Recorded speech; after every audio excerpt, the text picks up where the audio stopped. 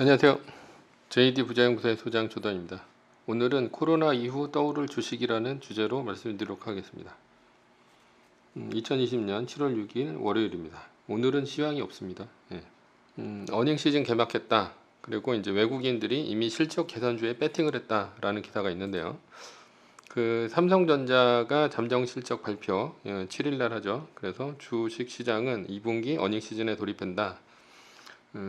그리고 이제 신종 코로나 바이러스 집중적인 타격을 받은 분기여서 실적 발표 기간 동안 주가 변동성이 커질 수 있다.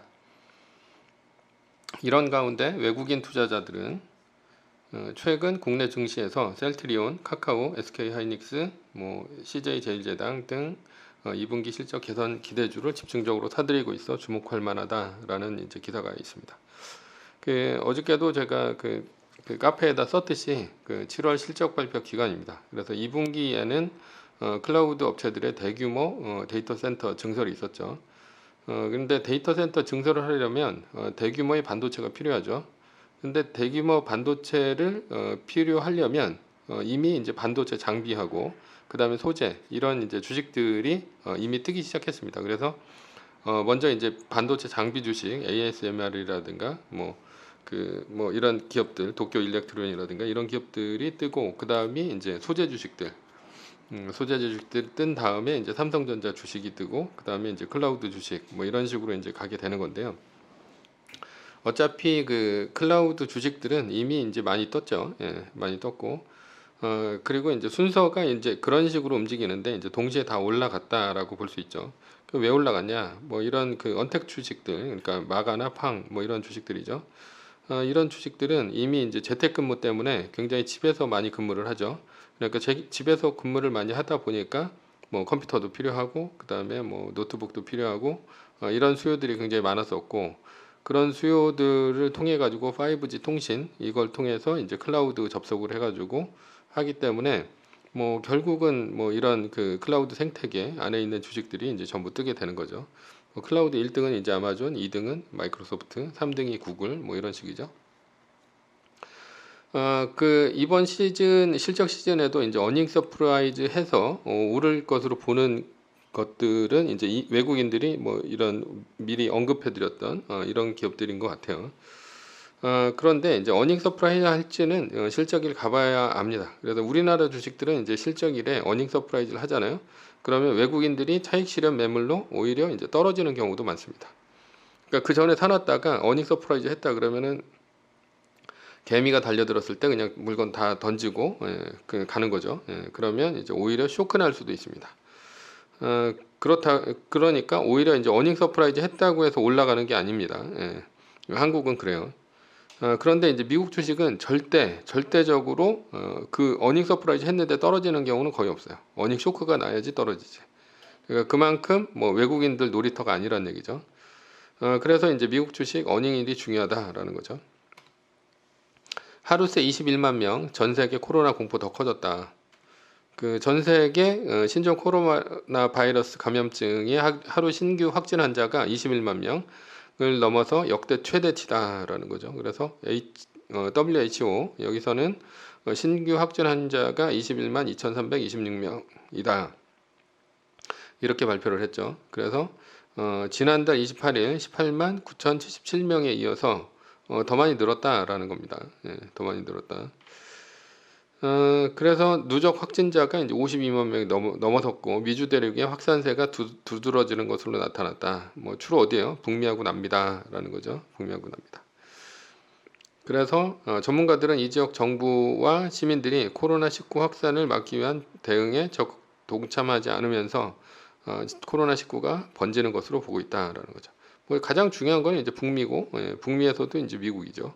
왜냐하면 미국에 이제 이런 코로나 바이러스가 많이 창궐을 하면서 그 연준이 밑장 빼기를 대놓고 할 수가 없는 거죠. 그러니까 지속적으로 유동성을 공급을 해야 된다라는 겁니다.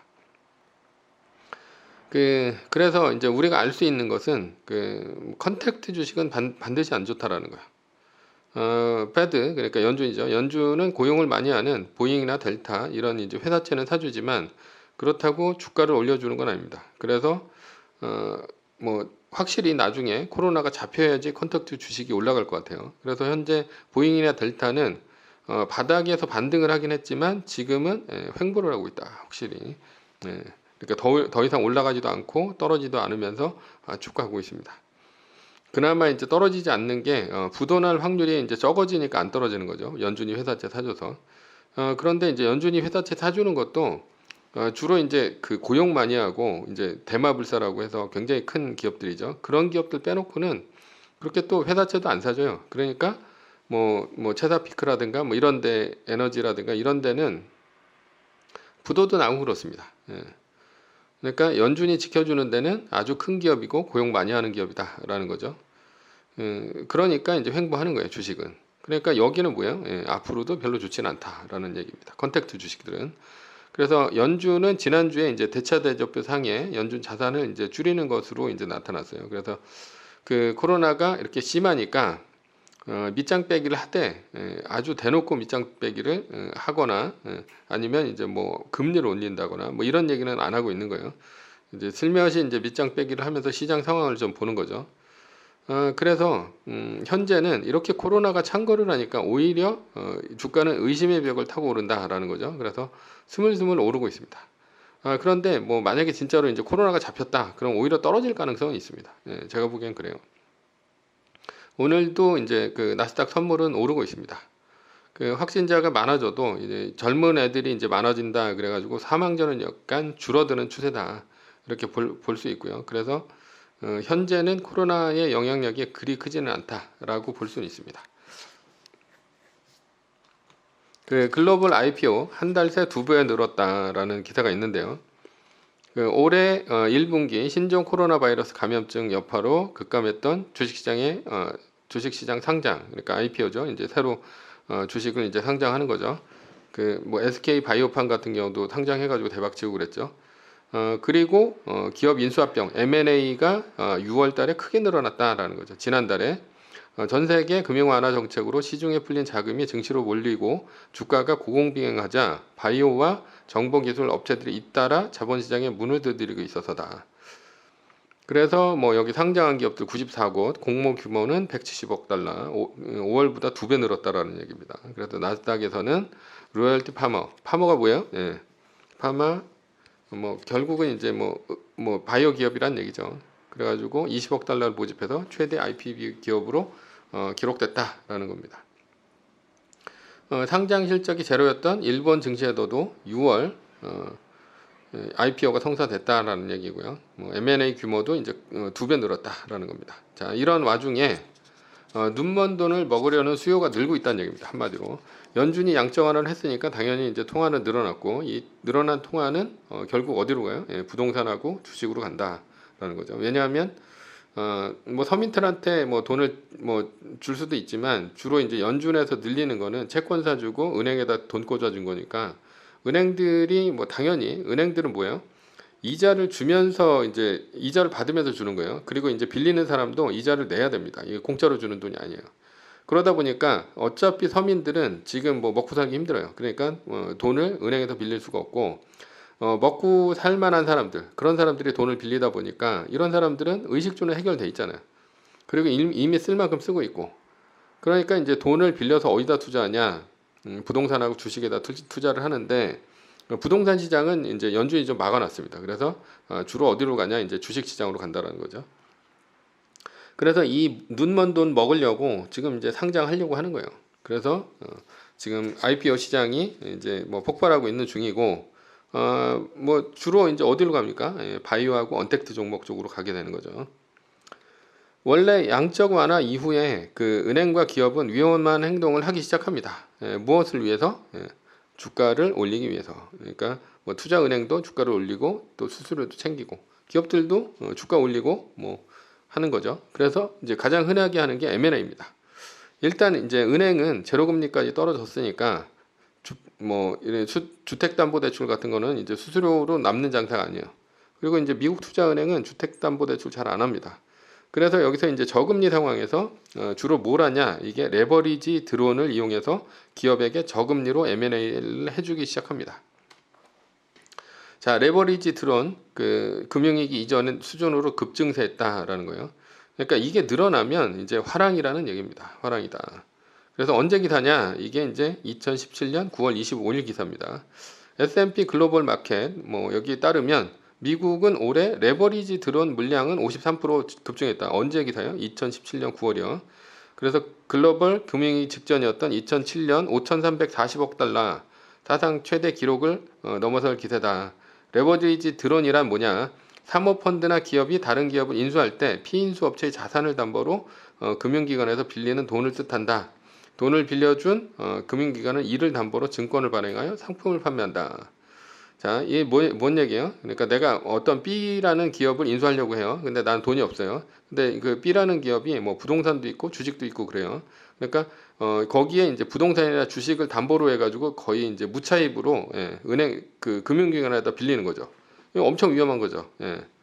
그래서 위험한데도 어떻게 하는 거예요? 레버리지 드론이라는 이름으로 해가지고 이제 빌려주는 거죠. 그러니까 위험하니까 어떻게 합니까? 얘네들이 담보로 증권을 발행했다. 그러니까 이걸 담보로 증권을 발행해가지고 또 어디 IPO 상장하는 거죠. 이런 애들 쭉 모아가지고 상장하면 또 이제 그 주식도 누가 갖는 거예요? 사람들이 또 나눠 갖는 거다라는 거. 다시 2017년으로 가고 있다는 얘기입니다. 그래서 표면 수익률이 상대적으로 높은 레버리지 드론 시장에 뛰어드는 투자자들이 늘고 있다. 중앙은행의 부양책이 채권 및 주식 시장의 수익률을 끌어내렸기 때문이다. 이거는 이제 2017년인데 뭐 지금 같은 경우는 뭐 중앙은행이 부양책도 하고 그 다음에 뭐 한마디로 제로금리하고 양적 완화를 어마어마하게 했기 때문에 레버리지 드론으로 간다는 얘기입니다. 한마디로. 그래서 지금 유럽이나 미국 같은 데도 엄청나게 늘어났다라는 거고 따라서 미국의 지금 그 투자은행들 이런 애들이 다시 이제 2008년도 이후에 레버리지 드론으로 이용해 가지고 어마어마하게 지금 대출을 늘리고 그걸 이제 뭐 바탕으로 해가지고 증권을 이제 갖고 이제 시장에다가 이제 풀어버리는 뭐 이런 식의 이제 그 기업 활동을 하고 있다는 얘기입니다. 대출 활동을. 그러면 지금 M&A 하는 것이 주로 어디냐라고 봤을 때 M&A 하는 것은 주요국 중앙은행의 무제한 양적 완화로 풀린 자금이 코로나 이후에 성장 가능성이 큰 투자처를 찾아서 움직이기 시작하면서 기업 공개와 M&A가 늘어났다. 이런 거죠. 뭐 당연한 한 얘기고. 그래서 이제 주로 어디냐? 이게 이제 공유 관련 기업에서 바이오와 소프트웨어 기업으로 바뀌었다라는 거죠. 공유 관련 기업이 뭡니까? 우버, 그다음에 위워크, 뭐 이런 거죠. 그러니까 코로나 때문에 컨택트하는 것들은 이런 아무리 이제 공유 기업이라 하더라도 이쪽으로 이제 돈이 안 가는 거예요. 그러니까 이제 소프트뱅크의 이제 손정유 회장이 힘든 거죠. 그래서 주로 어디로 가냐? 바이오하고 소프트웨어 기업으로 간다. 그러니까 소프트웨어 기업은 어디입니까? 요게 이제 바로 그 오늘의 핵심입니다. 주로 2분기 미국 시장에서 상장한 기업의 3분의 2가 바이오 헬스케어. 그러니까 바이오 쪽이 굉장히 많다는 얘기죠. 그래서 로열티 파마도 바이오 기업이다라는 거고, 그리고 일본 증시에 상장한 기업들도 외출 제한으로 매출이 급증한 어디예요? 전자상거래 시스템 개발회사, 인터넷 통신 판매사. 그러니까 사람들이 이제 주로 상가를 안 가고 전자상거래를 시키니까 뭐 이런 기업들 많이 뜹니다. 그러니까 뭐 쇼피파이라든가 뭐 애쉬라든가 뭐 이런 기업들, 그런 기업들 굉장히 많이 뜨고 이런 그 통신 판매사 이런 기업들도 같이 떠요. 그래서 지금 전자상거래, 그다음에 인터넷 통신 판매사, 클라우드. 왜냐하면 이거 하려면 이제 클라우드 있어야 되죠. 그리고 재택근무 하잖아요. 재택근무 하니까 클라우드 필요하고 5G라든가 뭐 이런 소프트웨어 기업들, 이런 기업들이 이제 주로 M&A에 집중되고 있는 거예요. 기업들은 이번에 M&A를 해가지고 이제 덩치를 키웁니다. 그러니까 얘네들이 이제 뭘 하냐? 그러니까 기업들이 덩치를 키운 다음에 뭐 덩치만 키우면 오히려 이제 그 퍼라든가 이런 것들이 낮아질 수 있어요. 근데 여기서 이제 인력 구조 조정을 합니다. 왜냐하면 중복되는 인력들이 있거든. 근데 요거는 미국에서만 합니다. 왜냐하면 인력 구조 조정은 한국과 같이, 그러니까 한국이나 유럽 같이 좀 구조 조정이 힘든 나라들은 이게 안 돼요. 근데 얘네들 얼마든지 잘릴 수 있으니까 합병을 한 다음에 중복되는 인력도 다 잘라버리죠. 그럼 일시적으로 뭐가 좋아집니까? 이런 PER 같은 것들이 굉장히 좋아지죠. 그러다 보니까 이렇게 해서 주가를 올리는 방식으로 이렇게 성장을 한다라는 거예요. 그런 다음에 이제 적당하게 이제 값을 이제 주고 되파는 방식이라든가, 아니면 이제 뭐 그냥 멀쩡한 기업이다 그러면 이런 기업들은 주로 이제 덩치를 키워가지고 구조조정한 다음에 자기 자신의 주가를 올리는 그런 식의 이제 작전을 쓰는 거죠. 이 얘기는 지금이 이제 다시 저금리 양적 완화로 갈 곳이 없는 돈들이 증시로 몰리게 된다, 이런 얘기입니다. 물론 여기서 이제 소외되는 기업들은 이제 컨택트 주식이죠. 지금도 이제 이 코로나 바이러스가 언제 끝날지 모르는데 앞으로 이제 백신이 개발되려면 뭐 최소 1년은 걸린다고 하잖아요. 그러니까 1년 동안은 이제 컨택트 주식은 죽어라 하는 거죠. 자, 그러면은 저금리하에서는 배당주보다는 성장주가 뜬다, 이런 말이 있어요. 왜 그러냐? 이게 초저금리로 어마어마한 돈이 풀렸는데 그 배당 몇 프로 준다고 해가지고 그 기업으로 가지 않는다라는 거죠. 자본은 어디로 갑니까? 더 큰 수익률을 먹으려고 레버리지 드론과 같은 아주 위험한 M&A 시장으로 이제 뛰어든다는 얘기입니다. 그러니까 돈 많이 빌려주는데 안 할 이유가 없죠. 따라서 초저금리 상황에서는 배당주보다는 성장주로 주식이 이제 몰리는 거죠. 주식이. 결론입니다.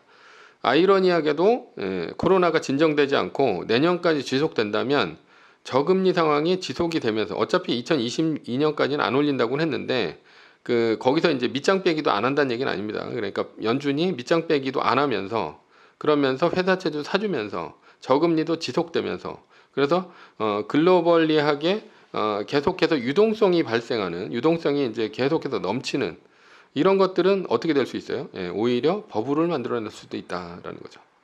버블을 만들어내는 수혜 기업들은 이제 알파 라이징 하는 거죠. 엄청나게 오른다는 얘기입니다, 한마디로.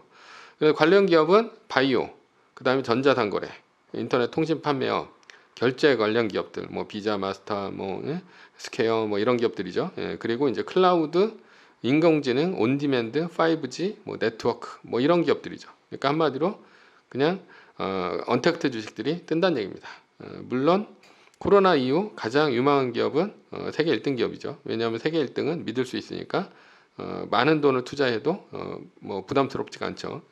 근데 이제 조그만 기업들은 등락이 아주 심하기 때문에 뭐 안정적으로 투자하기가 좀 힘듭니다.